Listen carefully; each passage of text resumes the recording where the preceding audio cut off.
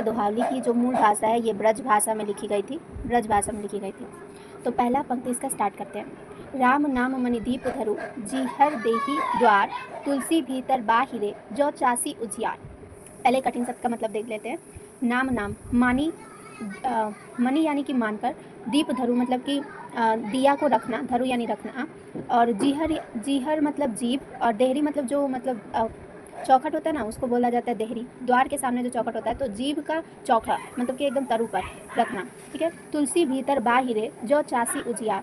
देखो यहाँ पर तुलसीदास जी कहते हैं कि राम नाम को ऐसे जाप किया जाए कि जिससे ना सिर्फ हमारा मतलब कि अंतर का मतलब ना सिर्फ हमें धर्म मिले, परमात्मा मिले, बल्कि हमारा अंदर का आंतरिक और बाहर दोनों ही उजियारा हो। जैसे कि हम लोग मान लेते हैं कि अगर कोई चौखट है घर का, अगर हम लोग अंदर पे कहीं दिया को रखते हैं तो सिर्फ घर का अंदर उजियारा होगा, और अगर घर के बाहर कहीं पे दिया को रखते हैं तो घर का बाहर उजियारा होगा। लेकिन अगर हम लोग चौखट पे दिए को रखते हैं तो घर के अंदर के साथ साथ घर के बाहर भी उजियारा होगा। उसी तरीके से राम का नाम जो है उनका जाप करना मनुष्य के आंतरिक और बाहरिक दोनों ही क्षमताओं को मजबूत करता है, दोनों ही को उजियारा करता है, उसको आंतरिक और बाहरिक दोनों ही मतलब कि जितने अवगुण हैं उनसे लड़ने का क्षमता भी प्रदान करता है। और धार्मिक होना वो सिर्फ तुम्हें मतलब सिर्फ धर्म को ही नहीं सिखाता, ये मतलब इसका दूसरा मतलब भी हो सकता है कि सिर्फ धर्म को नहीं सिखाता, वो मतलब वास्तव में मनुष्यत्व से हमें जोड़ देता है, हम कोई भी धर्म हो, ठीक है।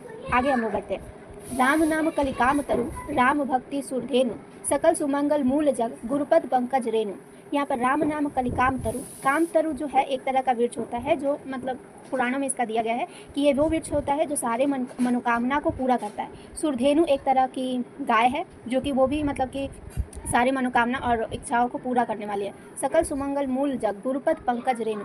तो देखो जिस तरीके से राम नाम का जाप करना काम तरु यानी कि वो वृक्ष के समान है जो सारी इच्छाओं को तुम्हारी पूरा करती है, उसी तरीके से राम भक्ति सुरधेनु और राम का भक्ति करना उस गाय के समान है जो तुम्हारे सारे मनोकामनाएं एंड सारे इच्छाओं को पूरा करती है। सकल सुमंगल मूल जग, सकल मतलब सब, सुमंगल मतलब सभी, सब कुछ मंगल हो, मूल जग।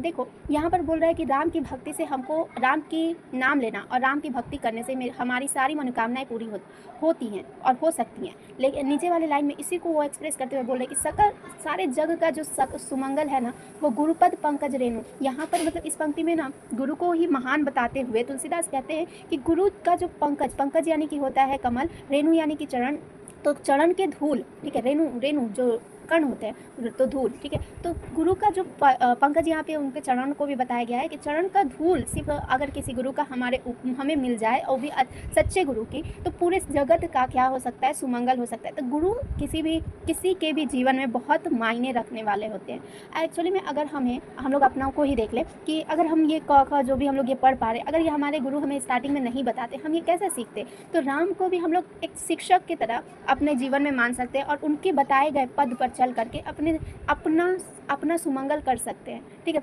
तो इस तरीके से भी इसका अर्थ हो सकता है। और ऐसे भी हो सकता है कि हमारे जीवन में जो अभी गुरु हैं जो हमें सही रास्ता दिखाते हैं, जो सिर्फ मतलब हमें सिर्फ अच्छा बातें नहीं बल्कि गलत बताते हुए सही का चयन करना सिखाते हैं, उन गुरुओं को मतलब आदर और सम्मान करके उनके आदर्शों का हम लोग अगर वो करें, अनुसरण करें, तो हम अपने सही मतलब अनुसरण करें तो हम लोग क्या कर सकते हैं, हम लोग अपने जीवन में सुमंगल, खुशियाँ और अपना सक्सेस, अपनी सफलता को पा सकते हैं, ठीक है। ये 2 पंक्ति हो गए।